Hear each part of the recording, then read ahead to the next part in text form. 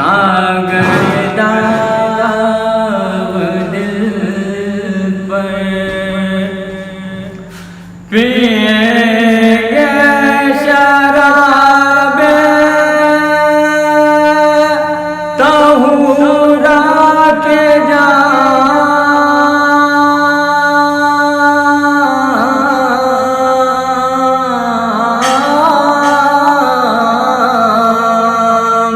اگر ہو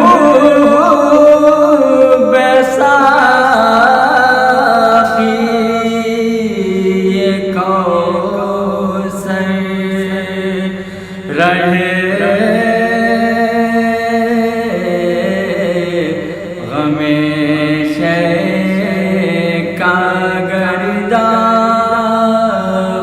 دل پر سوال کے جا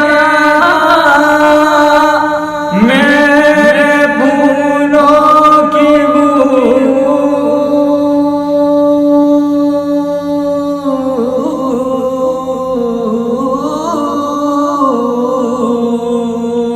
دماغ عدوبی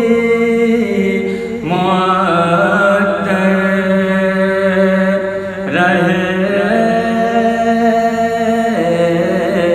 غم شیخ کاغردہ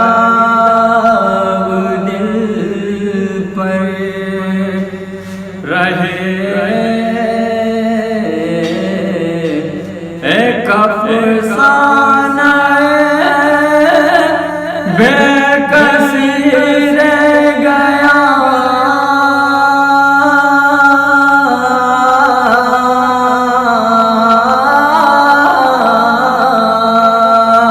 نہ قاتل رہا نہ سرور رہے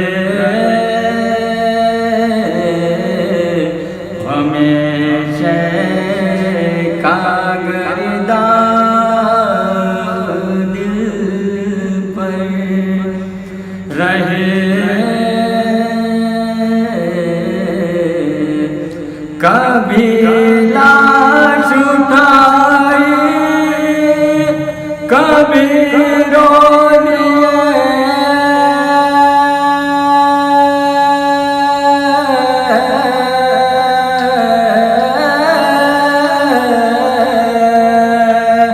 اس شام میں شاہ دن بھر رہے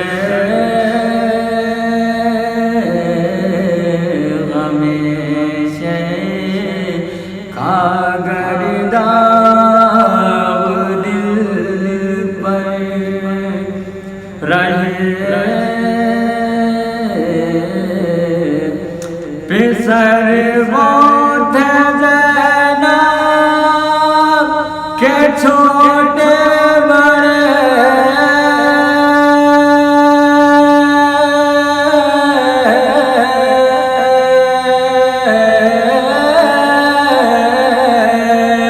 لڑائی میں دونوں برابر رہے غم شیخ کاغردہ دل پر رہے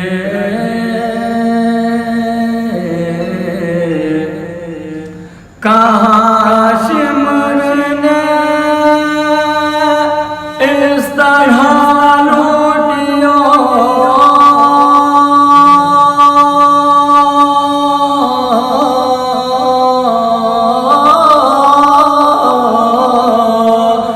سر پر کسی کے نہ چلے رہے غم کاغرداغ دل پر رہے ہمیں حکم ہے حاکم شام کا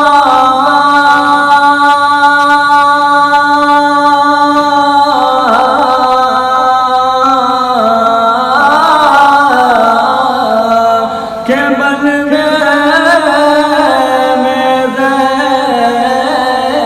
زینب کھلے سے رہے ہمیشہ کاغرداغ دل پر رہے نہ پھیلائیو ہاتھ ہرگز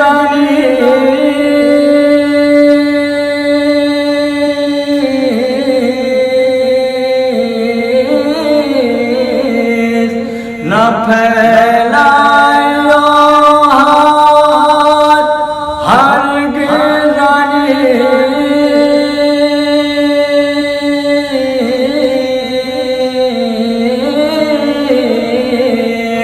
فقیری میں بھی دل تمنگ رہے ہمیشہ کاغرداغ بہت ہے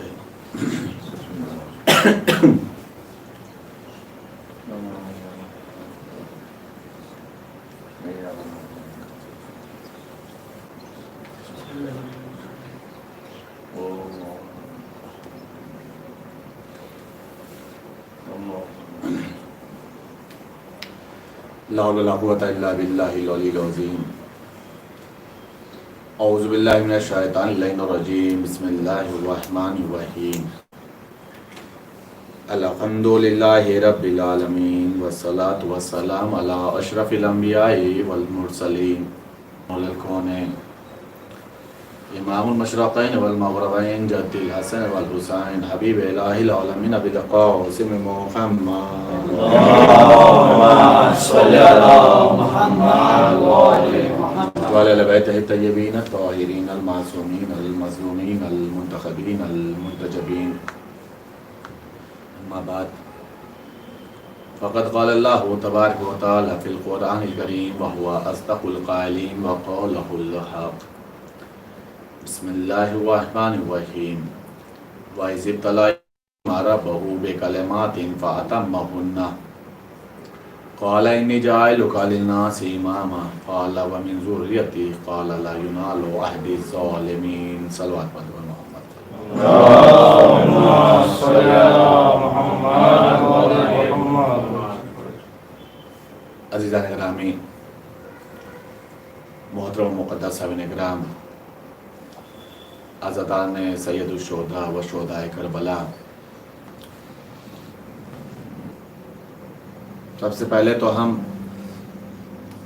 اہل بیت کی بارگاہ میں معافی کے طلبگار ہیں، حالانکہ اہل بیت ہمارے نیتوں سے بھی واقف ہے، ہماری ارادوں سے بھی واقف ہے اور حالات سے بھی ہم سے زیادہ واقف ہیں۔ جس شان و شوکت سے ہمیں عزاداری کرنی چاہیے تھی ہم اس شان و شوکت سے نہیں کر سکے، لیکن بی بی ہم آپ کے حسین کا عزادار ہیں، آپ کی بارگاہ میں دعا طلب ہیں کہ آپ اللہ کی بارگاہ میں وسیلہ بن جائیے کہ خداوند عالم تمام عزاداروں کو محفوظ رکھے اور انشاءاللہ تعالی عزاداری امام حسین کے اسباب اگر جلد سے جلد مہیا ہو گئے اسی شان و شوکت سے ہم انجام دیں گے، یہ ہم لوگوں کا وعدہ ہے۔ بی بی گفتگو ہماری چل رہی ہے ایک سلوات پڑھ دے محمد والے محمد. اللهم صل على محمد وعلى محمد. گفتگو ہماری چل رہی تھی امامت کے مسائل کے اوپر. بہت ساری باتیں آپ لوگوں کے ہدیہ سماعت کی ہیں. اللہ نے جو ہم لوگوں کو امام عطا فرما ہے انہیں خداوند عالم نے وہ تمام فضیلتیں عطا فرمائی ہیں. جو خداوند عالم دیتا ہے تو صرف اور صرف اہلیت کو دیکھ کر کے دیتا ہے. اور ایک رہبر کے اندر، ایک نمائندے کے اندر جو صفات ہونے چاہیے، خداوند عالم نے وہ سارے صفات اہل بیت کو عطا فرمائے ہیں. وہ سارے صفات امامت کے اندر موجود ہیں. اسی لیے اگر آپ دنیا کا جائزہ لیں گے تو آپ کو ایک بات سمجھ میں آئے گی کہ ہر دور میں لوگ اہل بیت کے محتاج رہے ہیں. کسی بھی دور میں اہل بیت کسی کے محتاج نہیں رہے. ہر زمانہ اہل بیت کا محتاج رہا، کسی زمانے میں اہل بیت کسی کے محتاج نہیں رہے. اور ایک بات اہم یہ ہے کہ اگر کسی کے فضائل و مناقب کا مسئلہ آتا بھی ہے مثلا، تو پھر صرف اور صرف اس کے فضائل اس کی زندگی تک ہوتے ہیں. جب تک وہ زندہ ہے اپنے فضائل کو بتا سکتا ہے، اپنے آپ کو بافضیلت بنا سکتا ہے، اپنے اندر کمالات پیدا کر سکتا ہے. اور جتنی اسے مدت حیات ملی ہے وہ جتنے بھی محدود کمالات بھی اپنے اندر پیدا کر لیے تو اب اس کمالات میں وہ اضافہ کرنے کی طاقت نہیں رکھتا. مثال کے طور پر ایک آدمی کے اندر علم کا بہت بڑا کمال ہے تو یہ کب تک علم حاصل کر لے گا اور کتنا علم کا اظہار کرے گا؟ جب تک وہ زندہ ہے. کسبی علم کب تک کرے گا؟ علم کو کب تک حاصل کرے گا؟ جب تک وہ زندہ ہے. بعد میں اس کے مرنے کے اتنا ہی علم بیان کیا جائے گا جتنا اس نے کسب کیا تھا. ایسا تو نہیں ہے کہ کسب کچھ کیا تھا بیان کچھ اور کیا جائے گا. ایک انسان بہادر تھا تو جتنا اس نے بہادری کے جوہر دکھائے تھے زندگی میں، بعد مرنے کے وہی کارنامے بیان کیے جائیں گے کہ اس نے اس میدان کو فتح کیا ہے. اگر ایک فتح کیا تو ایک بتایا جائے گا، دو کیا تو دو کیا ہے. 2 میں 20 نہیں ہو جائے گا. متوجہ ہیں جان گرامی؟ یعنی ایک سیدھا سا اصول اور سیدھا سا فارمولہ یہ ہے کہ ایک انسان کو اللہ نے جتنی مدت حیات عطا فرمائی ہے اتنا ہی وہ اپنے اندر کمال کو حاصل کر سکتا ہے. بعد مرنے کے صرف اور صرف اتنے ہی کمالات کو بیان کیا جا سکتا ہے. اہل بیت کا کمال یہ ہے کہ وہ اپنے کمالات کے لیے حیات کے محتاج نہیں ہے. متوجہ رہے گا گرامی. میں کل ہی کے انداز میں گفتگو کروں گا، اس بات پر آپ متوجہ رہیے گا. کوشش کروں اس سے زیادہ بات آگے نہ بڑھنے پائے. کہ اہل بیت کا کمال یہ ہے کہ وہ بعد شہادت بھی اپنے کمالوں کا اظہار کرتے رہتے ہیں. اگر بعد شہادت بھی اپنے کمالوں کا اظہار نہ کرتے ہوتے تو عزیزان گرامی سوچنے والی بات ہے ہزاروں کی مرادیں اس سے کیسے پوری ہوتی ہیں. ہزاروں کی دعائیں، لاکھوں کی دعائیں تربتوں سے کیسے پوری ہوتی ہیں، ذریعہ مبارک سے کیسے پوری ہوتی ہیں، علم مبارک سے کیسے پوری ہوتی ہیں، منتوں سے کیسے پوری ہوتی ہیں، زیارت عاشورہ سے کیسے پوری ہوتی ہیں. یہ کیسے پوری ہوتی ہیں؟ یہ پوری ہونا اس بات کی دلیل ہے کہ جسم ان کا زمین کے اندر ہے، اختیارات کو موت نہیں آئی ہے. اختیارات کو ان کو موت نہیں آئی ہے کہ ادھر انسان انتقال کرے اختیار و قدرت ختم ہو جائے. یہ عام انسانوں کے اندر ہو سکتا ہے. اللہ نے یہ اختیارات اہل بیت کو جیسے زندگی میں دیے تھے ویسے ہی بعد شہادت بھی لیے ہوئے ہیں. اللہ نے ان سے یہ اختیارات سلب نہیں کیے ہیں، ان سے یہ لیے نہیں ہیں. ورنہ غور کریے روزانہ کے ایسے سینکڑوں ہزاروں واقعات مل جاتے ہیں. تاریخ کی گفتگو نہیں کر رہا ہوں، مشاہدے کی گفتگو کر رہا ہوں. تاریخ کی گفتگو نہیں، مشاہدے کی گفتگو کر رہا ہوں. آپ بات کر لیجئے، معلومات کر لیجئے، پتہ چلے گا کہ آج اتنے ہزار لوگ مثال کے طور پر مولا کی ذات کرنے کے لیے آئے تھے، کتنوں کو مولا نے عطا کر دیا. اور یہ وہ یہ کہہ کے گیا جب کسی نے نہیں دیا تھا تب حسین نے دیا. جب سب کے دروازے بند ہو گئے تھے تو عباس کے دروازے سے مل گیا. جب سب نے مشکلات میں دروازوں کو بند کر لیا تھا تو مشکل کشا نے دروازے کو کھول دیا. اور فرمائیں جان گرامی یہ وہ چیزیں ہیں جو خداوند عالم نے صرف اور صرف اہل بیت کو عطا فرمائی ہیں. متوجہ رہے گا جان گرامی, صرف اور صرف اہل بیت کو عطا فرمائی. اب ایک اہم مسئلہ عرض کروں, چونکہ یہ اب اشرولہ بالکل ختم ہونے کی منزل پر ہے, تبرکات ہوتے ہیں, علم مبارک ہوتے ہیں, ذریعے مبارک ہوتے ہیں, اور انسان ان چیزوں کا خاص انتظار کرتا ہے کہ ان خاص تاریخوں میں ہم اپنی منتوں کو رکھیں گے, اپنی دعاؤں کو رکھیں گے, دعاؤں میں ان کو وسیلہ بنائیں گے, اور خداوند عالم ان کے وسیلوں سے ہماری دعاؤں کو قبول کرے گا, اور کرتا بھی ہے. متوجہ انسان گرامی, ایک بات ذہن میں رکھیں, شاید جو میں دلیل دوں گا وہ دلیل تو ایسی ہے کہ جو بچے بچے کے ذہن میں موجود ہوگی, صرف اور صرف میں آپ کو اشارہ کروں گا سمجھانے کے لیے. جب کبھی بھی, دیکھیے میں اس جملے کا ذمہ دار ہوں, یہ جملہ روایت کا نہیں ہے, میں اپنے جملے کا ذمہ دار ہوں. جب کبھی بھی اہل بیت کی بارگاہ میں مانگو تو اپنی حیثیت کے مطابق مت مانگو.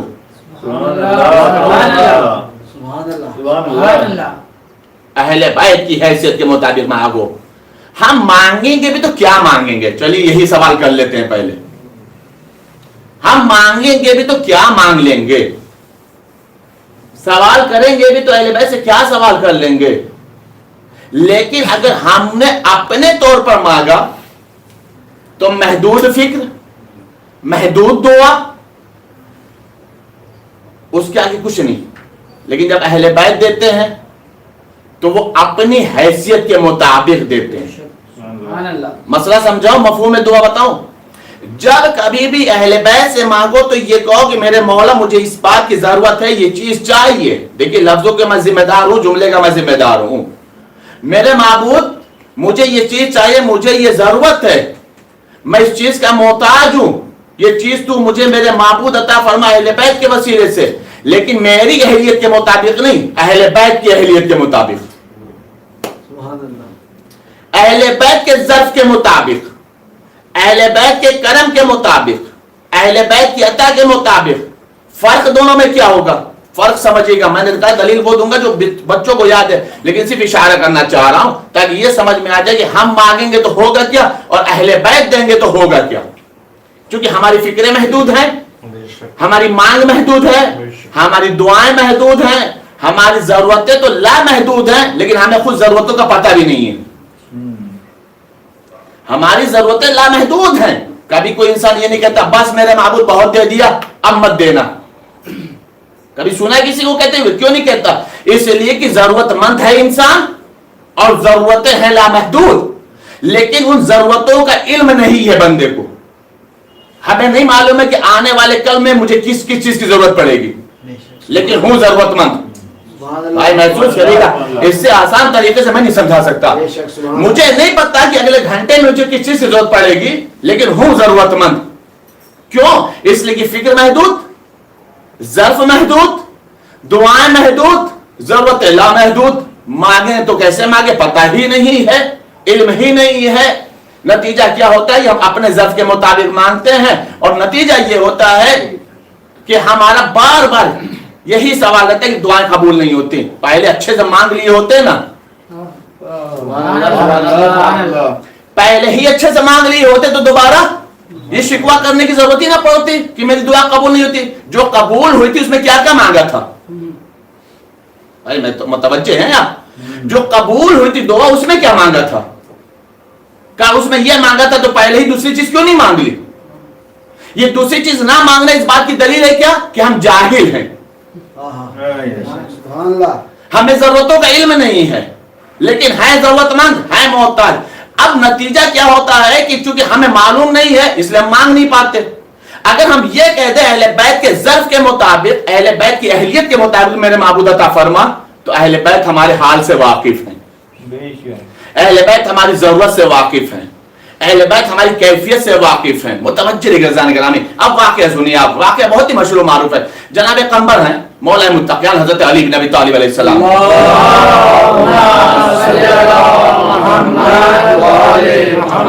میں صرف دلیل قائم کرنے کے لیے واقعہ پڑھ رہا ہوں. جناب قمبر ہیں مولا متقیان حضرت علی بن ابی طالب علیہ السلام ایک راستے سے گزر رہے ہیں, راستے میں ایک سائل مل گیا. سائل سمجھے فقیر غریب, بھوکا تھا. تو بھوکے تو کائنات نہیں چاہیے, روٹی چاہیے. بھوکا ہے نا, تو اس کی کل کائنات کیا ہے؟ روٹی. اس نے فوراً مولا علی سے کہا یا علی مجھے ایک روٹی چاہیے.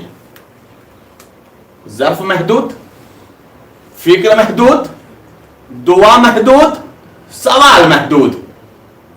جب ضرورت تھی تو یہی کہہ دیتا نا میرے مولا مجھے یہ چیز چاہیے.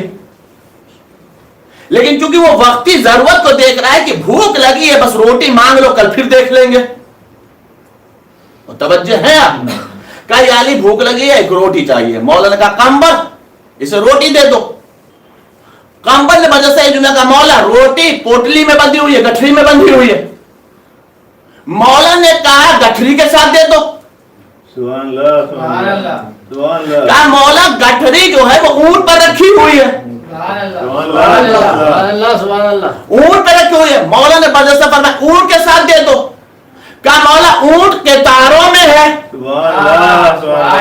اونٹ کے تاروں میں. مولا نے کہا کہ قطار سمیت دے دو, لیکن جیسے کہ قطار سمیت دے دو تو اونٹ کی مہار کمبر کے ہاتھ میں تھی.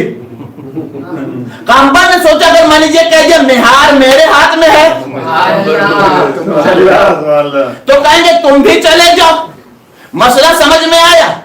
جو اتنے میں نے سوالات قائم کیے تھے, اس ایک روایت سے جواب سمجھ میں آیا.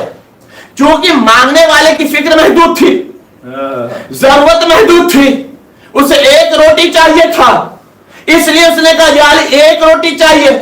اگر ایک مرتبہ وہ علی کو دیکھ لیتا کہ جس کے آگے مانگ رہا ہوں وہ ایک روٹی دینے لائق ہے یا کل کائنات دینے لائق ہے,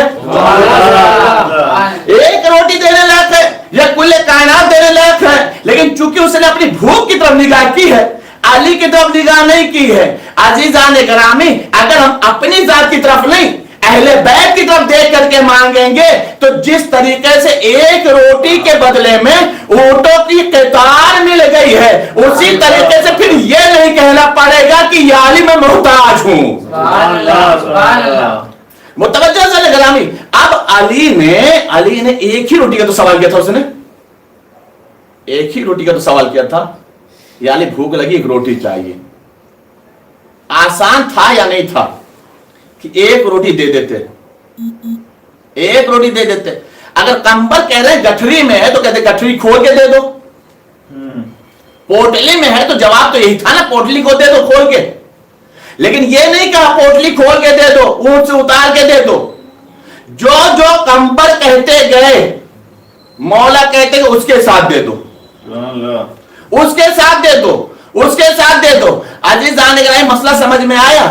جب اہل بیت دینے پر آتے ہیں, عطا کرنے پر آتے ہیں, تو آنے والا فقیر جناب امیر کے صدقے میں امیر بن جاتا ہے. آنے والا فقیر جناب امیر کے صدقے میں امیر بن جاتا ہے. پہلے ضرورت مند تھا, علی اتنا دے دیتا ہے کہ خود ضرورت مندوں کو بانٹنے لگتا ہے. صلوات پڑھ محمد,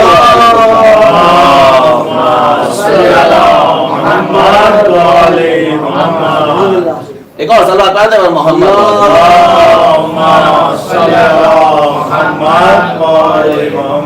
محسوس کیا سے جانے کا نامی. تو جب اہل بیت سے کوئی مانگے نا تو اپنے کو نہ دیکھے, اپنے ظرف کو نہ دیکھے, اہل بیت کے اعلیٰ ظرفوں کو دیکھیں. اگر ہم اہل بیت کے اعلیٰ ظرفوں کو دیکھیں گے, اعلیٰ عطا کو دیکھیں گے, ان کے کرم کو دیکھیں گے, تو پھر ہم یہ نہیں کہیں گے کہ مجھے یہ چاہیے, پھر ہم یہ کہیں گے میرے مولا آپ میرے حال سے واقف ہیں, آپ میری ضرورتوں سے واقف ہیں, آپ میری مصیبتوں سے واقف ہیں, آپ ہمارے لیے وہ چیزیں اللہ سے دلوائیے, وہ چیزیں عطا کرائیے جو ہمارے حق میں بہتر ہو, جو ہمارے حق میں بہتر ہو. اگر اس انداز سے ہم اہل بیت سے مانگیں گے تو قسم خدا کی یہ شکوہ ہی زبان پر نہیں آئے گا کہ دعا قبول نہیں ہوئی, ہم محتاج رہ گئے, ہم ضرورت مند رہ گئے. ایسا نہیں ہو سکتا, قطعا نہیں ہو سکتا. آپ کو ایک اور مثال دے دوں, یہ بھی واقعہ مشہور و معروف ہے. لیکن میں صرف اور صرف یہ بتانا چاہ رہا ہوں کہ سامنے والا مانگتا کیا ہے اور اہل بیت کتنا دے دیتے ہیں. چونکہ آج مجھے جو تعارف کرانا ہے وہ جناب علی اکبر علیہ السلام کا تعارف کرانا ہے، اس لیے میں اتنی منزل تک لانا چاہ رہا ہوں کہ اہل بیت دے رہے ہیں، اہل بیت عطا کر رہے ہیں. اہل بیت کے عطا کا کمال اور سن لیجئے. پہلا تو یہ ہوا کہ جتنا مانگو تو اپنے ظرف کو دیکھ کے نہیں، ان کو دیکھ کے مانگو. اپنی ضرورت کو مد نظر مت رکھو. اہل بیت کے سامنے خود سوال رکھ دو، جو آپ بہتر سمجھے وہ دے دیجئے. آپ جو ہماری ضرورت کو سمجھتے ہیں وہ دے دیجئے. ایک طریقہ تو یہ. دوسرا طریقہ کیا ہے؟ اہل بیت کے در کا کرم کیا پتہ ہے؟ اور ایسے واقعات بہت تاریخ کے اندر بھی ہیں، مشاہدے میں بھی ہیں. میں خود اس بات کا گواہ ہوں کہ ہندوستان کے اندر بھی ایسے واقعات ہیں. اس کے لیے تاریخ کی بھی حوالے اور ریفرنس کی ضرورت نہیں ہے. ایسے بہت سارے واقعات ہیں اور الحمدللہ یہاں پہ جو آزاد بزرگ بیٹھے ہیں وہ ہمارے اس جملے کی تصدیق کریں گے کہ اہل بیت دینے میں مذہب نہیں دیکھتے. اہل بیت دینے میں مذہب نہیں دیکھتے. اچھا جنہیں ملتا ہے وہ بھی حسین کی راہ میں یہ نہیں دیکھتے کہ حسین شیعوں کا امام ہے. متوجہ آپ اس بات کے خود عینی گواہ ہوں گے. آپ حضرات عینی گواہ ہوں گے. بہت سارے اہل ہنود ہیں، بہت سارے دوسرے مذاہب کے لوگ ہیں، سبیل لگاتے ہیں، تبرکات بانٹتے ہیں. میں نے خود دوسرے مذہب کے یہاں جا کر کے مجلسوں کو پڑھا ہے. خود میں نے پڑھا ہے. اپنی میں بات کر رہا ہوں. سوچنے والی بات ہے کہ اس نے یہ فرش ازا کیوں بچھا دی، وہ سبیل کیوں لگا رہا ہے، وہ تبرک کیوں بانٹ رہا ہے، وہ ہمیں کیوں بلا رہا ہے، وہ عزاداروں سے قریب کیوں ہو رہا ہے. اسے اگر بہت زیادہ کچھ کرنا ہے تو اپنے مذہب کے مطابق اپنے خدا کے اوپر قربان کرے نا. کیوں کر رہا؟ عزیزان گرامی وہ خدا کی اپنے مذہب کے مطابق عبادت ضرور کرتا ہے، لیکن یہ جو عزاداری سے قریب ہے، یہ عزا سے جو قریب ہے، یہ حسین کی سبیل جو لگا رہا ہے، یہ حسین کے نام پہ پانی جو پلا رہا، یہ حسین کے نام پہ شربت جو بانٹ رہا ہے، یہ حسین کے نام پہ جو تبرک بانٹ رہا، یہ حسین کے نام پر حسین کی فرش ازا جو بچھا رہا. پتہ ہے بھلے ہی مذہب دوسرا ہے، ملا حسین سے ہے. بھلے ہی مذہب دوسرا ہے. میں اس سے آسان انداز میں، اس لیے کہ میں خود ان چیزوں کو دیکھتا ہوں، سنتا ہوں، پڑھتا ہوں، سمجھتا ہوں. اور آپ حضرات اس بات کو سمجھتے ہوں گے کہ خود عبادت بھلے ہی وہ اپنے مذہب کے مطابق کرتا ہو، لیکن حسین کے نام پر سب کچھ کر دیتا ہے. فرش ازا بچھا دیتا ہے، سب یہ لگا دیتا ہے. کیوں؟ اس لیے کہ اسے کہیں نہ کہیں سے حسین نے دیا ضرور ہے. کبھی نہ کبھی اس نے حسین کی بارگاہ میں مانگا ضرور ہے. متوجہ رہے گا. کبھی نہ کبھی اس نے حسین کے دروازے پر آ کے سر کو ضرور جھکایا ہے. کبھی نہ کبھی آ کر کے حسین نے حسین کے آگے ہاتھ کو ضرور پھیلایا ہے. جب سارے دروازے بند ہو گئے تھے تب حسین نے بغیر مذہب کو دیکھے ہوئے اسے دے دیا. بغیر مذہب کو دیکھے اسے عطا کر دیا. یہ عطائے حسین ہے جو ہر ایک حسین سے قریب ہے. عزیزان گرامی ورنہ سوچنے والی بات ہے قسم خدا کی اس سے بڑا کوئی معجزہ نہیں ہو سکتا شاید میری نگاہوں میں. قرآن بہت بڑا معجزہ ہے واقعا ہے. میں اس کے معجزے ہونے کی دلیل ہے، میں عقیدہ رکھتا ہوں، سب کچھ ہے. لیکن عزیزان گرامی سوچنے والی بات ہے کہ اس حسین نے اگر نہ دیا ہوتا، اس حسین نے عطا نہ کیا ہوتا، میں دلیل دوں گا عزیزان گرامی، حسین نے نہ دیا ہوتا، حسین نے عطا نہ کیا ہوتا، حسین نے قربان نہ کیا ہوتا، حسین نے سامنے والے کی آرزوؤں کو پورا نہ کیا ہوتا، سامنے والے کی مانگوں کو قبول نہ کیا ہوتا، سامنے والے کی دعاؤں کو قبول نہ کیا ہوتا. سوچنے والی بات ہے 1400 سال پہلے ایک بیابان میں، ایک جنگل میں یہ سارا حادثہ ہوا تھا. یہ سارا حادثہ ہوا تھا نا، یہ سارا واقعہ ہوا تھا، یہ ساری شہادتیں ہوئی تھی. اور جو اہل حرم تھے وہ قید کر لیے گئے تھے. کمال یہ ہے کہ جس نے قتل کیا اس کے پاس حکومت تھی، اس کے پاس تخت تھا، اس کے پاس تاج تھا، اس کے پاس مال و زر تھا، یزید کے پاس دولتیں تھیں، اس کے پاس سرمایہ تھا، اس کے پاس محل تھا، سب کچھ تھا. لیکن عزیزان گرامی حسین غربت میں مارے گئے، حسین رولا رولا کے مارے گئے، حسین کے اہل حرم اسیر کیے گئے. سوچنے والی بات ہے 1400 سال کے بعد، 1400 سال کے بعد جس کی حکومت تھی، نہ حکومت کا نام و نشان ہے نہ قبر کا نام و نشان ہے. جو غربت میں مارا گیا تھا آج کائنات کے کے گوشے گوشے میں اس کا دربار سجا ہوا ہے.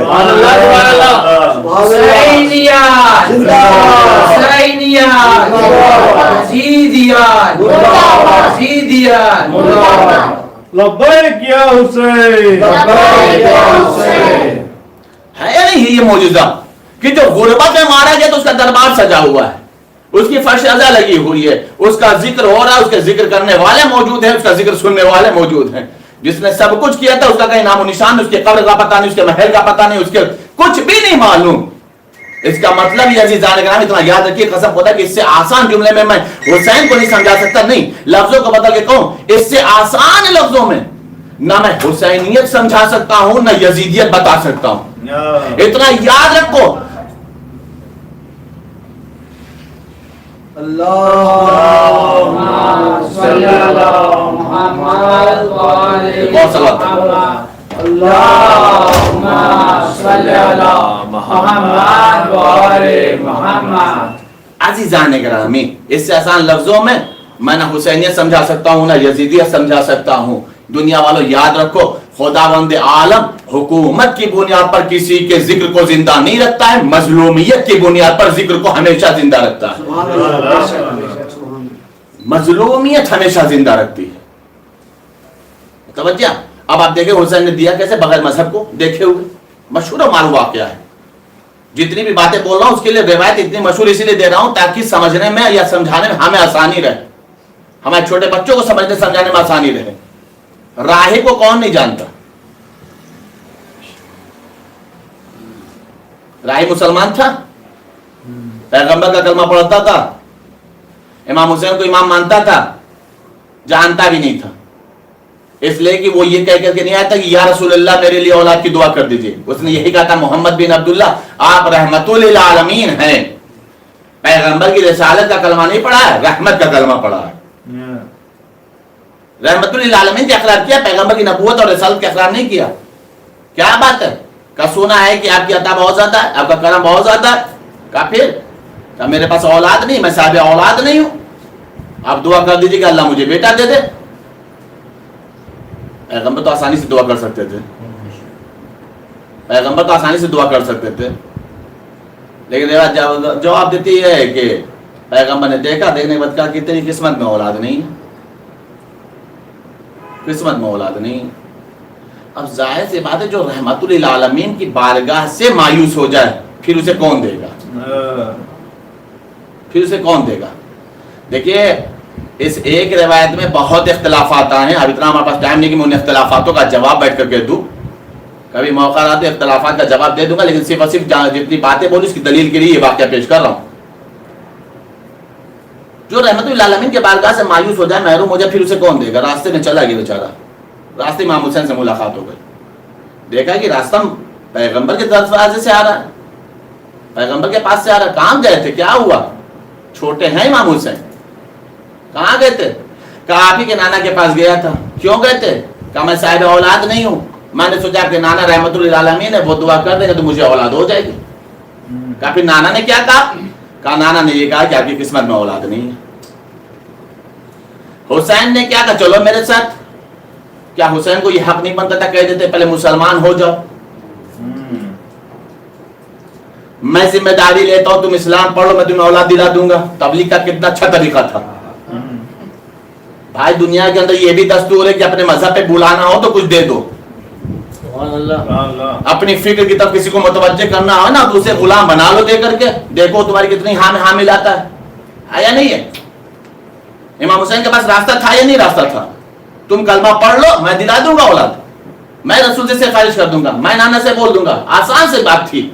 دیکھیے میں یہ وہ بات بول رہا ہوں کہ بالکل آسان لفظوں میں ہے تاکہ میں آسان لفظوں میں سمجھا سکوں, بالکل آسان سے آتی. لیکن حسین نے کچھ نہیں کہا, چلو میرے ساتھ. آج نانا جان یہ آیا تھا راہب, کیا ہوا؟ کہا بیٹا اولاد کے لیے آیا تھا, اولاد اس کی قسمت میں نہیں ہے. کہا نانا جان دعا کر دیتے ہیں.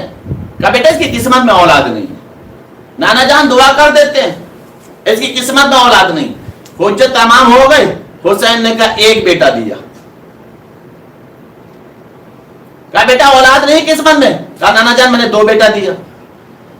کہا نانا جان اس کی قسمت میں بیٹا, اس کی قسمت میں اولاد نہیں. کہا نانا جان میں نے 3 اولاد کی بشارت دے دی. روایت بتا رہے پیغمبر منع کر رہے ہیں. حسین کو جتنا منع کیا گیا اتنا ہی حسین نے کہا 1 دیا 2 دیا 3 دیا. کتنے ہو گئے تھے؟ 7 اولادوں کی بشارت دی گئی تھی. 7 اولادوں کی بشارت دی گئی تھی. عزیزان گرامی غور فرمائیے گا, جبرائیل کو اللہ نے بھیجا کس کے پاس؟ رسول کے پاس. جا کر میرے حبیب سے کہہ دو آپ خاموش ہو جائیے ورنہ جتنا آپ بولتے جائیں گے حسین اتنا ہی دیتے جائیں گے. اچھا اب ایک بات بتائیے, دیکھ کون رہا تھا؟ حسین. تو منع کسے کرنا تھا؟ محسوس کر رہے ہیں؟ منع کسے کرنا چاہیے تھا؟ اللہ کو بھیجنا تھا جبرائیل کو, تو حسین کو کہتے نا اے حسین بس ہو گیا, بس آیا تھا تم نے 7 اولادوں کی بشارت دی, اب مت بولو. لیکن اللہ نے جو جبرائیل کو بھیجا ہے تو رسول کے پاس بھیجا ہے, آپ خاموش ہو جائیے. مطلب سمجھ میں آیا؟ مطلب یہ ہے کہ حسین کی عطا کا کوئی کنارہ نہیں ہے. حسین کی عطا کا کوئی کنارہ نہیں ہے. حسین کے کرم کا کوئی کنارہ نہیں ہے. حسین کی کرم کی کوئی حد نہیں ہے. پیغمبر آپ خاموش ہو جائیے. حسین کو جتنا کہیں گے اتنا ہی حسین دیتے چلے جائیں گے. اب روک کر کے ایک جملہ بول رہا ہوں ذہن گرامی, سوچنے والی بات ہے, راہب نے کیا ڈیمانڈ کی تھی کتنا چاہیے؟ دیکھیں روایتیں ہزاروں مرتبہ سنی ہوئی ہیں, میں ان روایتوں کو اس لیے پیش کر رہا ہوں کتنے نتیجے الگ الگ دے رہا ہوں تاکہ سمجھ میں آ جائے کہ ایک روایت میں کتنے فضیلت حسین ہے. بچے کو یہ روایتیں معلوم ہے, لیکن ان روایتوں کو ہزاروں مرتبہ سننے کے بعد میں نتیجہ جو دے رہا ہوں اس بات کو آپ سنیے گا. کیا راہب نے امام حسین سے کہا تھا کہ میں نانا کے پاس آ کے گیا تھا, کہا تھا 5 بیٹے دے دو, 7 بیٹے دے دو؟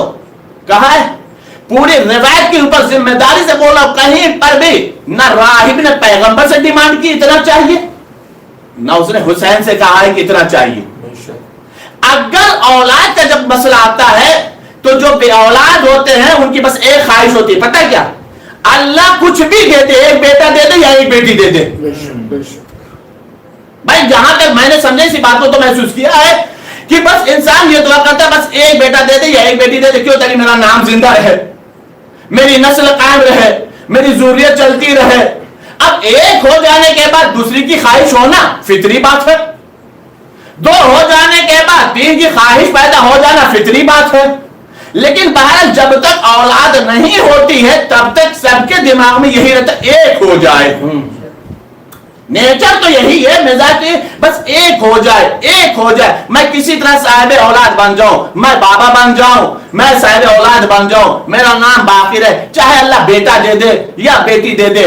راہب بھی یہی لے کے آیا تھا, میں صاحب اولاد نہیں ہوں, مجھے ایک چاہیے.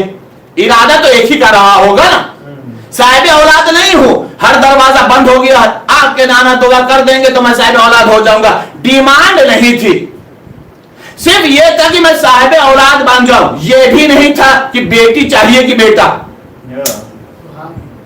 یہ بھی نہیں تھا کہ بیٹی چاہیے کہ بیٹا. لیکن جب حسین نے دینا شروع کیا, جو حسین کا کلمہ نہیں پڑھا تھا, جو حسین کو امام نہیں مانتا تھا, جو حسین کے نانا کا کلمہ نہیں پڑھے تھا, جو پیغمبر کی رسالت کو نہیں مانتا تھا, آیا تھا صرف ایک سوال لے کر صاحب اولاد بننا. حسین نے کہا 1 دیا, 2 دیا, 3 دیا, کتنے دیے؟ 7 اولادوں کی بشارت دے دی. مطلب سمجھ میں آیا؟ حسین نے راہب کو اولاد دے کر کے بتایا دنیا والوں اب بھی تو سمجھ لو, جو حسین کو نہیں مانتا جب حسین اتنا دے دیتا ہے, اگر کوئی حسین کو مانتا ہو تو حسین کتنا عطا کرے گا؟ امید سے زیادہ جو عطا کر دے اسے اہل بیت کہتے ہیں. ضرورت سے زیادہ جو دے دے نا اسے اہل بیت کہتے ہیں.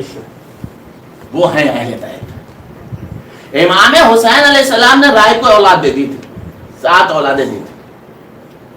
حسین نے خود اپنے لیے ایک بیٹے کی خواہش کی ہے. جناب علی اکبر کو سمجھیے گا, علی اکبر کیا میں وہاں تک لانا چاہ رہا تھا. فضائل سنے پہلے جناب علی اکبر کے. اس میں ممکن ہے کہ 1-2 روایت شاید ہو سکتا مسائب کیا جائے, لیکن میں بہت ہی بچ کر کے نکل جاؤں گا, کوشش یہ کروں گا. جس حسین نے 7 اولاد دی ہے راہب کو، اس حسین کے دل میں بھی خواہش پیدا ہو گئی مجھے بیٹا چاہیے، مجھے بیٹا چاہیے۔ کیوں چاہیے؟ کہا کہ نانا کی جدائی ہو گئی ہے، نانا کا انتقال ہو چکا ہے۔ ام لیلہ سے جب شادی ہوئی ہے تو کہا مجھے ایسا بیٹا چاہیے جو میرے نانا کی شبیہ ہو، اس لیے مجھے نانا کی یاد بہت ستاتی ہے۔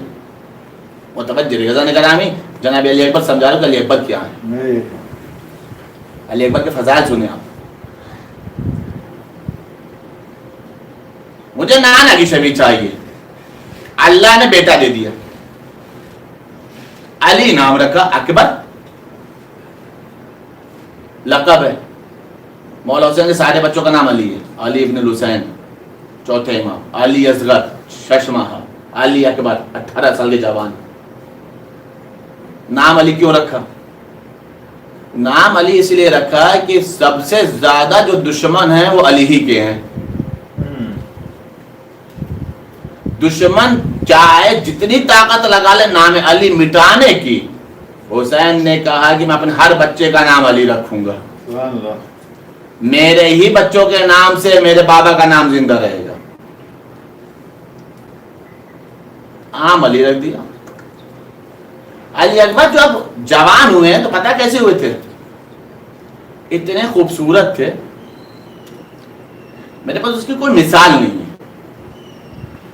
کہ میں کچھ جناب علی اکبر کی خوبصورتی کو، ان کے جمال کو کسی مثال کے ذریعے سے واضح کر سکوں، میرے پاس کوئی مثال نہیں ہے۔ لیکن میں جہاں تک سمجھا سکتا ہوں، اور اللہ کرے میں سمجھانے میں کامیاب ہو جاؤں، تب سمجھ میں کہ علی اکبر کتنے خوبصورت تھے۔ 2 دلیل دے رہا ہوں۔ پہلی دلیل مدینے کی ہے۔ مدینے کے اندر جناب علی اکبر کے جمال کا اتنا زیادہ شہرت تھی، اتنا زیادہ مشہور تھا کہ جب کبھی بھی مدینے کے بازار میں جناب علی اکبر اور جناب عباس ایک ساتھ نکلتے تھے تو سب کے سب اپنا کام چھوڑ کر کے دونوں شہزادوں کو دیکھتے تھے۔ نہیں لفظوں کو بدلوں، پورا مدینہ ٹھہر جاتا تھا، وقت کی گھڑیاں رک جاتی تھی، سب کی نگاہیں کہاں ہوتی تھی؟ قمر بنی ہاشم کے چہرے کے اوپر، شبیہ پیغمبر کے چہرے کے اوپر۔ ایک واقعہ، ایک دلیل۔ دوسری دلیل سنیں آپ، حسین نے کی خواہش کیا ہے؟ پہلے خواہش کو ذہن میں رکھیے گا تو میں انشاءاللہ تعالیٰ بات کو سمجھا پاؤں گا۔ خواہش کیا؟ مجھے ایسا بیٹا چاہیے چونکہ مجھے نانا کی یاد ستاتی ہے، تاکہ میں اسے دیکھوں تو مجھے اپنے نانا کی زیارت نصیب ہو جائے۔ اللہ نے دے دیا علی اکبر۔ خود امام حسین کا جملہ ہے کہ میرا بیٹا وہ ہے جو خلقت میں، بولنے میں، رفتار میں، گفتار میں وہ کیا ہے؟ میرے نانا کی شبیہ ہے۔ یہ امام کا جملہ ہے، مبالغہ نہیں ہے، حقیقت ہے۔ یہ متوجہ نگران گرامی، مبالغہ نہیں، یہ حقیقت ہے۔ اب مسئلہ یہ ہے کہ اگر یہ شبیہ پیغمبر ہیں تو کتنے خوبصورت تھے، کتنا حسن و جمال تھا۔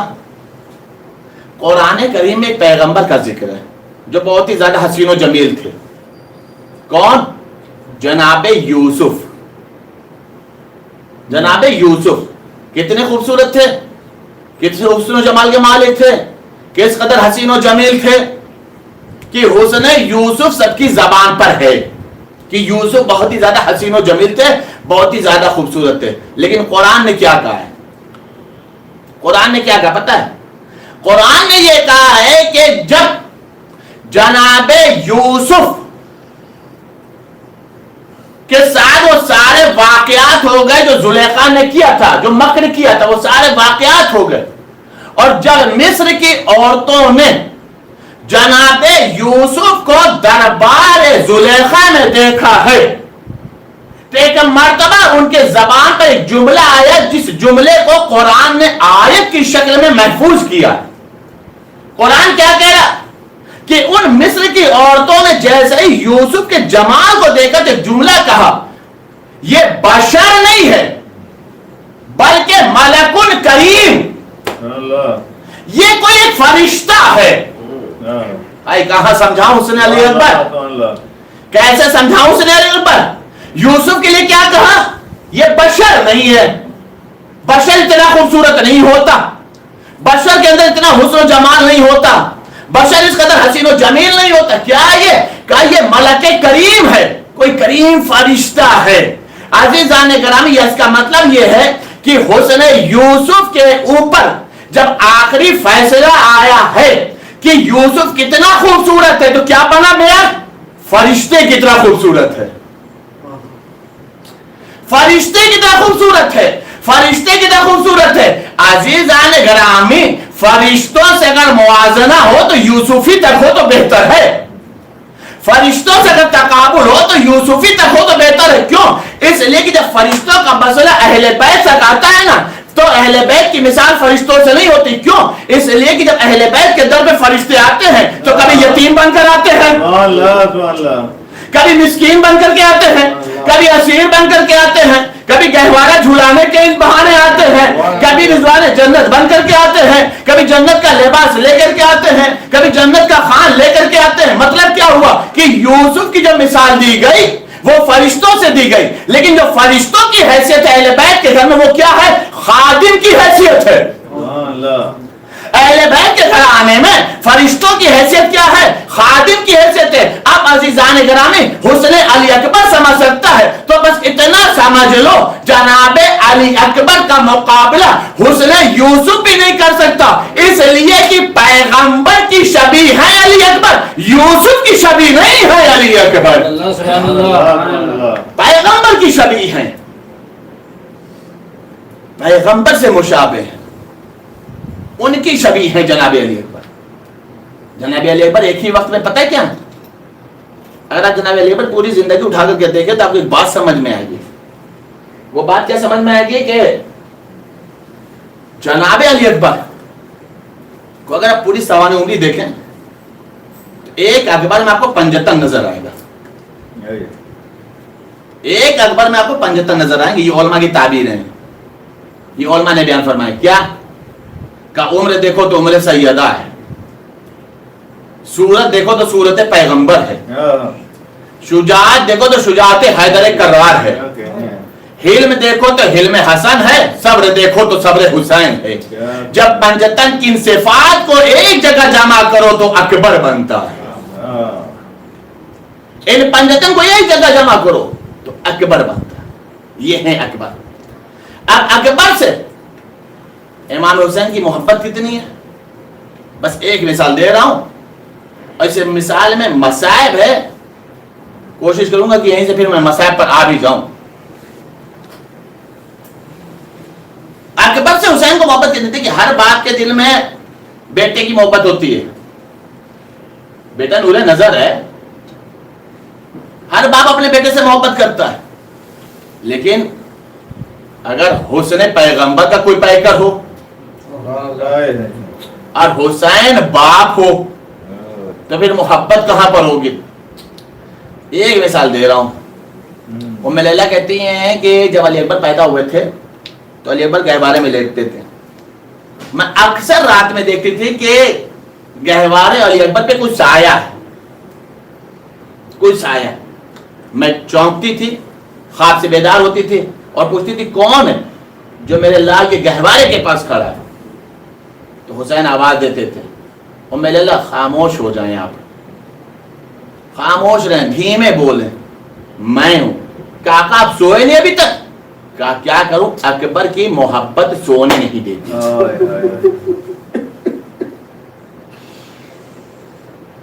یہ ہے محبت. محبت اکبر میں حسین سوتے نہیں تھے.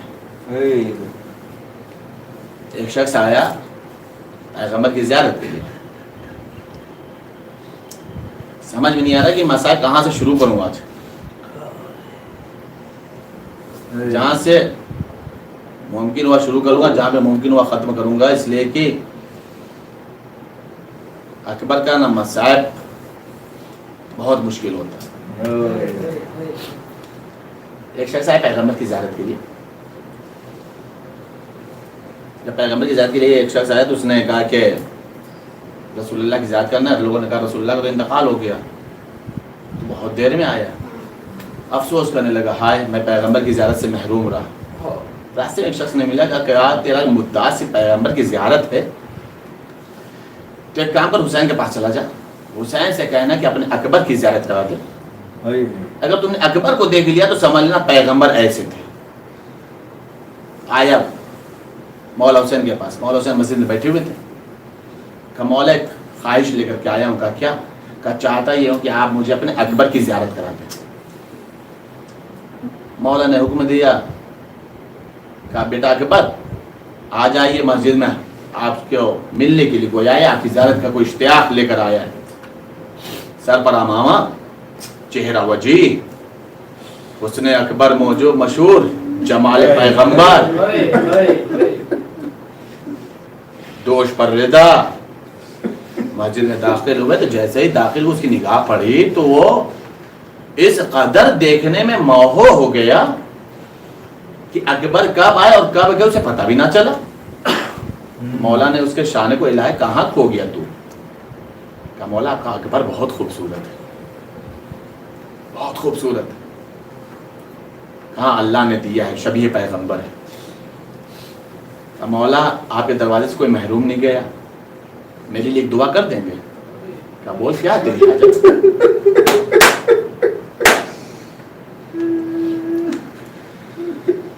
بول کیا ہے تیری حاجت؟ اس نے کہا مولا دعا کر دیجئے کہ اللہ مجھے بھی ایسا ہی خوبصورت بیٹا دے۔ مولا نے کہا میں دعا کر دوں گا، پہلے میرے سوال کا جواب دیتے ہیں۔ کہا مولا کیا ہے سوال؟ کہا یہ بتا اگر اللہ نے تجھے اتنا خوبصورت بیٹا دے دیا اور اس کے پیر میں کانٹا چبھ گیا، اتنا خوبصورت بیٹا دے دیا اور اس کے پیر میں کانٹا چبھ گیا تو تو کیسے برداشت کرے گا؟ اس نے کہا مولا کیسی بات کرتے ہیں، جو کانٹا اس کے پیر میں چبھا ہے میں تو یہ کہوں گا یہ کانٹا میری آنکھوں میں بھی چبھ جائے لیکن میرے اس خوبصورت بچے کے پیر میں نہ چبھے۔ مولا نے کہا تیرے بچے کے پیر میں کانٹا چبھنا تجھے برداشت نہیں، حسین کے دل سے پوچھو، اس کے سینے سے برچی کا پھل نکالا۔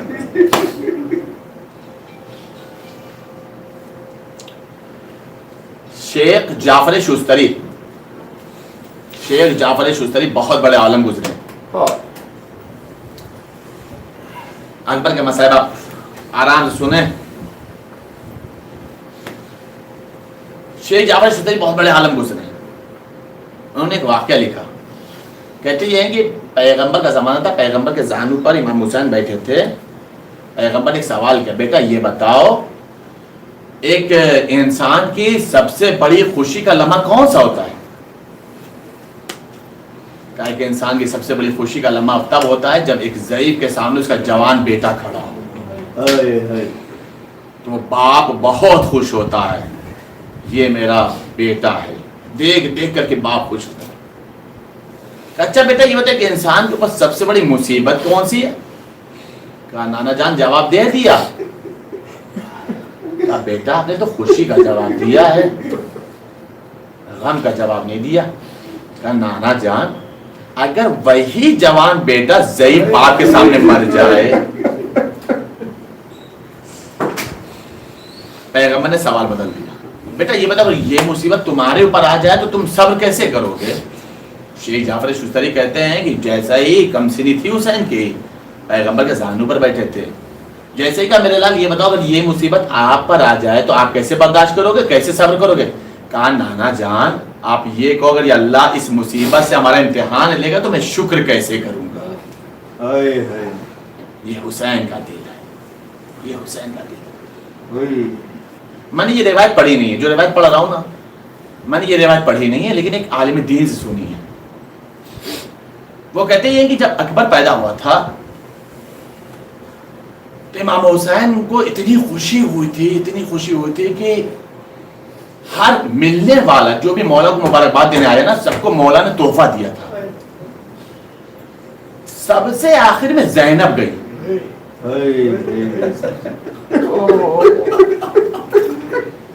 مبارکباد نہیں، مبارکباد تو پہلے ہو گئی تھی، حسین کے گھر میں اکبر پیدا ہو زینب پیچھے کیسے رہ سکتی؟ لیکن جب تحفے تحائف کا مسئلہ آیا نا تو زینب سب سے آخر میں گئی۔ تو جب زینب سب سے آخر میں گئے تھے تو مولا حسین نے زینب کو دیکھا اور ایک جملہ کہا، بہن زینب میں یہ سوچ رہا ہوں کہ آپ کو آپ کے مطابق کون سا تحفہ دوں، اس لیے کہ میں بہت خوش ہوں، سب کو تو دے دیا، میں آپ کے معیار کے مطابق سوچ رہا ہوں آپ کو کون سا تحفہ دوں، سنو گے؟ زینب نے کہا اگر آپ دینا چاہتے تو میں جو مانگوں دے دوں۔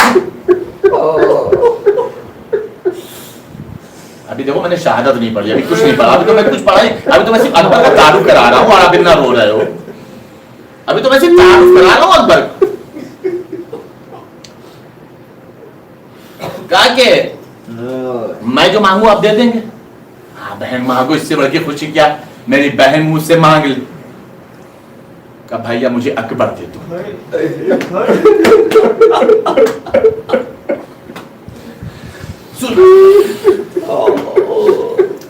بھائیا مجھے اکبر دے دو۔ حسین بہن کو دینے کے لیے تیار ہے، لیکن مسئلہ ہے ماں بھی تو ہے نا ام لیلا۔ ابھی حسین سوچ ہی رہے تھے کہ حجرے سے آواز آئی ام لیلا کی، آقا جس میں آپ کی خوشی اس میں ام لیلا کی خوشی، دے دو آپ۔ ام لیلا اکبر کے بغیر رہے گی، لیکن ہاں شہزادی ایک وعدہ کر لو۔ کہا کیا؟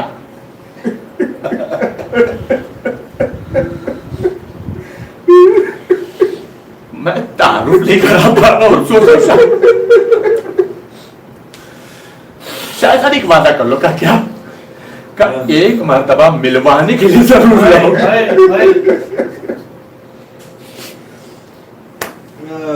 زینب نے وعدہ کر لیا، ام لیلا ایک مرتبہ کیا، جتنی مرتبہ ہوگا میں بار بار آپ کے پاس لے کے آؤں گی، لیکن رہے گا میرے پاس۔ خدا حافظ۔ اکبر آ گیا زینب کے پاس۔ روایت بتائی جب شب عاشور آئی، ابھی میں صرف تعارفی کی منزل میں ہوں، مجھے نہیں پتا کہ میں شہادت کیسے پڑھوں۔ 18 سال کے اکبر کا مصائب ہے۔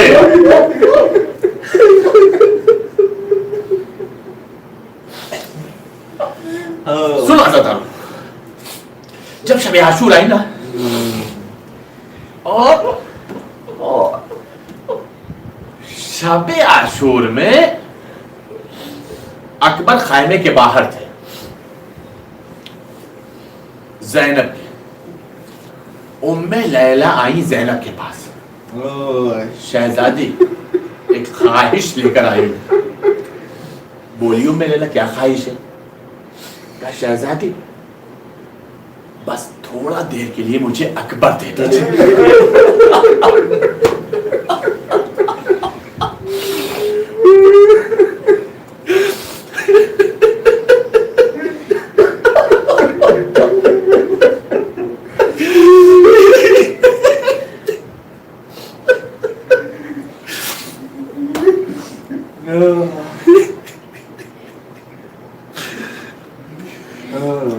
شہزادی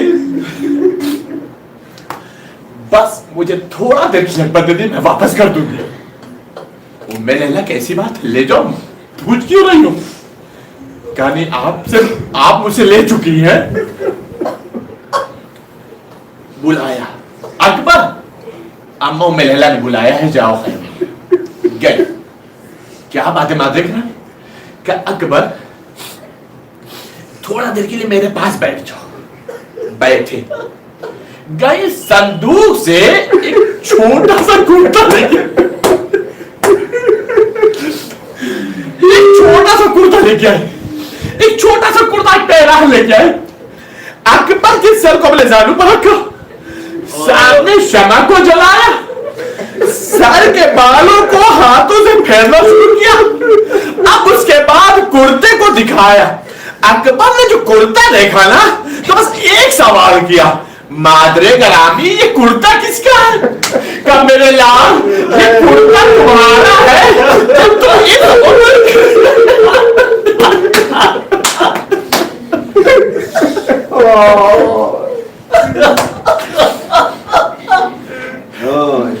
اے میرا لال جب تم اس عمر کے تھے نا تب پھوپھی زینب نے تمہیں پالا، اب تم बड़े हो गए हो, अब तो तुम 18 साल के हो गए हो। जाओ अकबर खुदा हाफिज, जाओ अकबर खुदा हाफिज। अकबर आ गए, सुबह आशूर हुई। अरे भाई के जुमले हैं, असहाब शहीद हो रहे, अंसार शहीद हो रहे, सुन हज़रत क़यामत की बात है।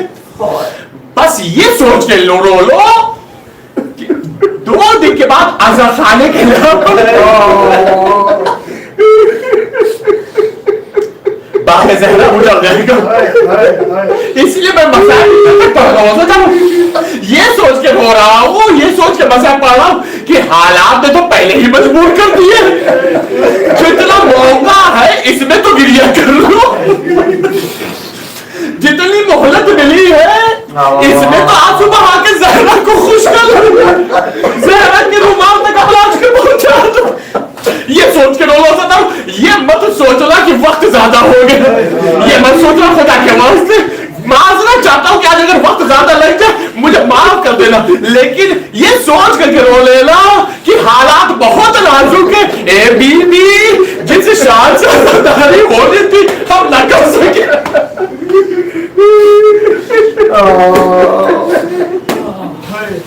अच्छा तो सुनो, ए बीबी जिस शान से आजादारी होनी थी मैं तो न कर सका, लेकिन बीबी जो हालात दिए जाते उस से आजादारी का जज्बा है, आजादारी का जज्बा है, कसम खुदा की सीना फट जो है।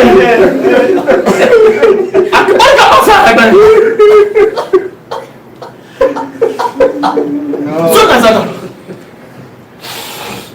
अकबर है, आपका इजाजत दे दी, बाबा इजाजत दे दी। ए मेरे लाल मुझसे इजाजत दे रहे कि 18 साल का जवान अपने ज़ईफ़ बाप से मौत की इजाजत मांगता है। बहुत इस्लाम बढ़ा। देखो अकबर ने जुमला कहा, बाबा इजाजत दे दो। हुसैन इजाजत नहीं देते, हुसैन ने बस एक जुमला कहा, मेरे लाल 18 साल तक ज़ैनब ने चक्की पीस के पाला है, 18 साल तक ज़ैनब ने चक्की पीस के पाला है। जाओ, अगर ज़ैनब ने इजाजत दे दिया तो मेरी तरफ से इजाजत है। अकबर है, फूफी अम्मा एक चीज मांगू। ज़ैनब ने एक जुमला कहा, मेरे लाल मेरी गुर्बत का ख्याल रखना, अपनी फूफी की गुर्बत का ख्याल रखना। हाँ फूफी अम्मा मांगू, हाँ मेरे लाल मांगू, क्या मांगते? कहा फूफी अम्मा 18 साल तक हर चीज आप ही ने दिया है, ये चीज भी आप ही दे दो। मेरे लाल क्या मांगते हो? बाबा पे मरने की इजाजत, बाबा पे कुर्बान करने की इजाजत। मेरे लाल क्या मैंने चक्की पीस कर इसीलिए पाला था कि तुम मुझसे मौत की इजाजत मांगो? अकबर ने देखा जब फूफी भी इजाजत नहीं देती तो बस अब एक सवाल किया है, क़यामत का सवाल किया। फूफी अम्मा मैं बच गया, मेरा बाबा हुसैन मारा गया, अगर में ज़हरा ने पूछ लिया ज़ैनब मुझे अकबर प्यारा था मेरा हुसैन, जैसे ये कहा ना तो कहा जाओ अकबर खुदा हाफिज। हमीद इब्न मुस्लिम कहता है कि जिस मुश्किल से अकबर खैमे से रुखसत हुए ना, ऐसे कोई नहीं। बार बार खैमे का पर्दा उठता था गिरता था, उठता था गिरता था, उठता था गिरता था। ऐसा लगता था कोई बच्ची है जो कदमों से लिपट जाती है, भैया हमें किसके सहारे छोड़े जा रहे हैं।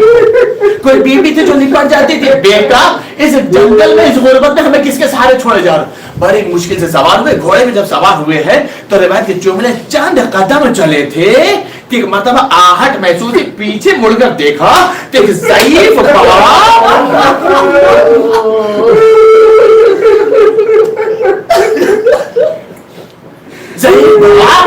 कमर को पकड़े हुए चला आ रहा है।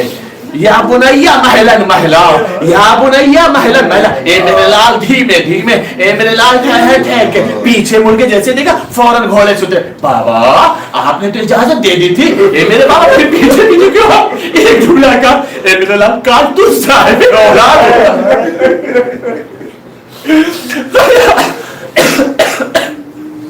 कारतूस साहब औलाद होता। अच्छा तो सुनो, बहुत लंबा बसा पढ़ा था लेकिन बहुत मैंने मुख्तसर करके पढ़ा हूँ, बस खुदा करे मैं मसाइल पढ़ सकूं। अच्छा तो सुनो, क़यामत का मुद्दा ये मेरे लिए कारतूस साहब औलाद होता। जब मेरे साथ एक वादा करो, जब तक आमना सामना रहेगा तो चेहरा मुड़ मुड़ करके दिखाते रहोगे। अकबर ने मुड़ मुड़ करके चेहरा दिखाता रहा। एक बता अकबर ने जंग करना शुरू की, मैदान काज़ा में हमला करने के बाद एक बता अकबर वापस आए। आने के बाद पूछा बाबा आपने मेरी जंग देखी? हाँ मेरे लाल, बनी हाशिम के जवान ऐसे ही जंग करते हैं, हुसैन का बेटा ऐसे ही जंग करता है, अली का पोता ऐसे ही जंग करता है। हाँ मेरे लाल बहुत अच्छी जंग की। एक मतलब अकबर ने हुसैन से अपनी जिंदगी का दूसरा सवाल किया। पहला सवाल मौत, दूसरा सवाल कयामत का। बाबा एक कतरा पानी। अज़ादारों कसम खुदा की मेरा पर्दा आसान है। पता है किसे किया? साकिब कौसर के बेटे से। साकिब कौसर के बेटे से। ए मेरे लाल पानी कहाँ? एक काम करो, अपनी जबान मेरे दहन में दे दो, शायद कुछ राहत मिले। दहन में जबान को दिया, फौरन खींच लिया। बाबा आपकी जबान में तो कांटे पड़ गए। अंगुश्तरी को उतारा। अंगुश्तरी को उतारने के बाद हुसैन ने कहा मेरे लाल इसको जबान में रख लो, शायद कुछ राहत मिले। जाओ दादा साके कौसर तुम्हें कौसर के जाम में सैराब करेंगे। अज़ादार अकबर दोबारा मैदान में आए, जंग करना शुरू किया। एक मतलब हसीन इब्न नुमैर ने ऐसा नेज़ा मारा जो सीने की हड्डी को तोड़ता हुआ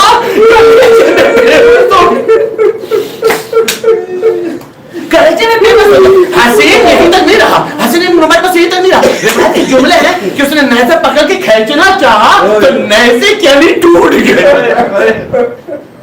आवाज बाबा अपने लाल का सलाम कबूल करो। रिवायत के जुमले सुनोगे, हुसैन जब खैमे से चले हैं ना अकबर की आवाज के ऊपर, तो अब अकबर को आवाज की वजह से हुसैन की आंखों की बसारत चली गई। अब्बास के जाने से कमर टूट गई थी। अब अब्बास हुसैन के अंदर ताकत नहीं है। रिवायत के जुमले बताया क्या? कभी हुसैन खड़े होते थे, कभी गिरते थे, कभी खड़े होते थे, कभी गिरते थे, कभी खड़े होते थे, कभी गिरते थे, कहीं उठे, कहीं शाह मशरक़ैन गिरे। लिखा ये है कि हुसैन 72 जगह गिरे।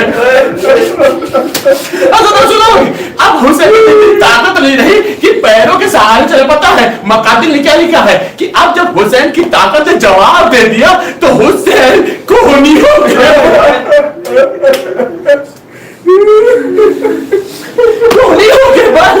गोलियों के बल चले, आवाज देते जाते हैं ऐना अली, ऐना अली। अज़ादार सुन लो, रिवायत के जुमले हैं, पहुंचे हैं, बस बताता हूं, 2 जुमले मलिस तमाम हो गए। रिवायत के जुमले हैं कि एक मर्तबा जब पहुंचे हैं, खुदा न करे कोई ज़ही बाप वो मंजर देखे तो हुसैन ने देखा।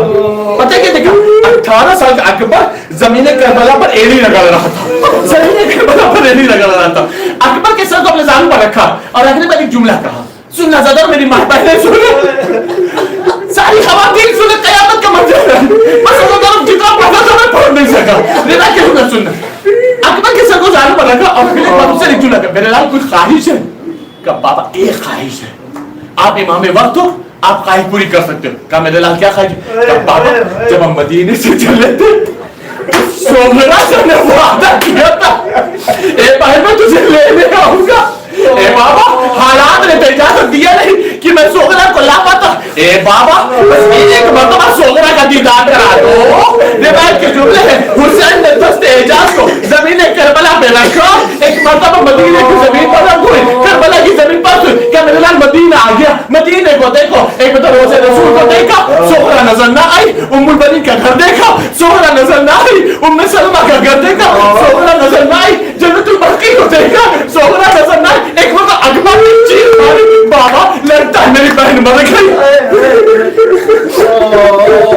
बाबा लगता है मेरी बहन मर गई। सुनना चाहता हूं, एक बार हुसैन ने कहा नहीं बेटा तुम्हारी सोगरा मरी नहीं है, तुम्हारी सोगरा जिंदा। एक काम करो मेरा, वहां पर देखो जहां पर आखिरी मुलाकात हुई थी। अब जो अकबर ने देखा तो कहने का पता, अकबर के निशान कदम पर सोगरा अपना रुखसार रखे हुए कह रहे या अली अकबर, या अली अकबर। एक मरतबा का बाबा ये मंजर देखा नहीं जाता, कहने लगा हाथ सीने पर क्यों? क्या बाबा नहसे की अली टूट गई। एक मरतबा हुसैन ने आस्तीन को चढ़ाया, घुटने को जमीन पर रखा, नहसे की अली को पकड़ा, या अली कह करके अब जो नहसे की अली को कहता तो नहसे की अली के साथ साथ अकबर का कलेजा निकल आया। जवान लाल ने सलीम बाप की आगोश में धक्को तोड़ दिया। अज़ादारों अब लाशा जाए तो कैसे जाए? बस बल्ले तमाम हो गई। आखिरी जुमला, लाशा जाए तो कैसे जाए? अज़ादारों तारीख में जुमला लिखा, पता है क्या?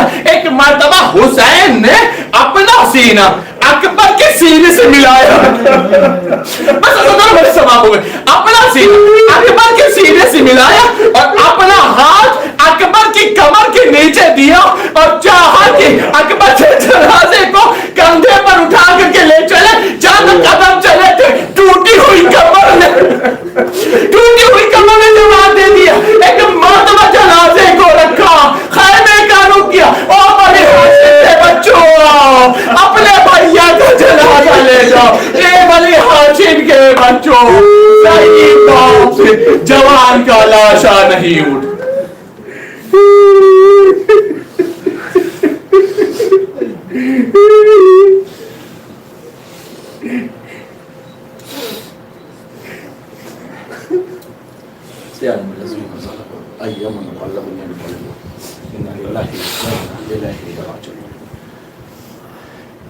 تمام مومن اور مومنات جو بیمار ہیں ان کی بیماری کی شفا کے لیے, اور تمام عزادار امام حسین کے لیے پر کے عزاداروں اور امام حسین اسلام کے عزاداروں, کربلا کے عزاداروں کی حفاظت کے لیے, آفات جو سماوی سے محفوظ رہنے کے لیے, اس وبائی مرض سے محفوظ رہنے کے لیے 5 مرتبہ اما یجیب کی تلاوت فرمائے.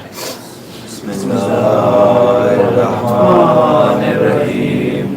اما یجیب المضطر اذا دعاه ویکشف السوء. اما یجیب المضطر اذا دعاه ویکشف السوء.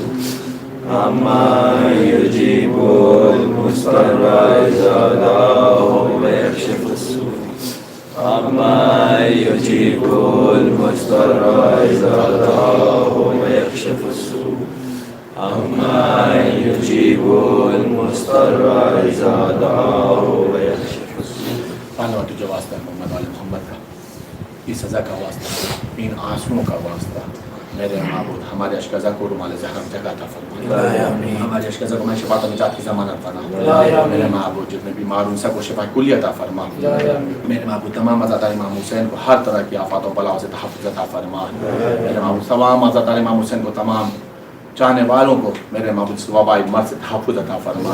سب کے رزق روزی میں اضافہ فرما.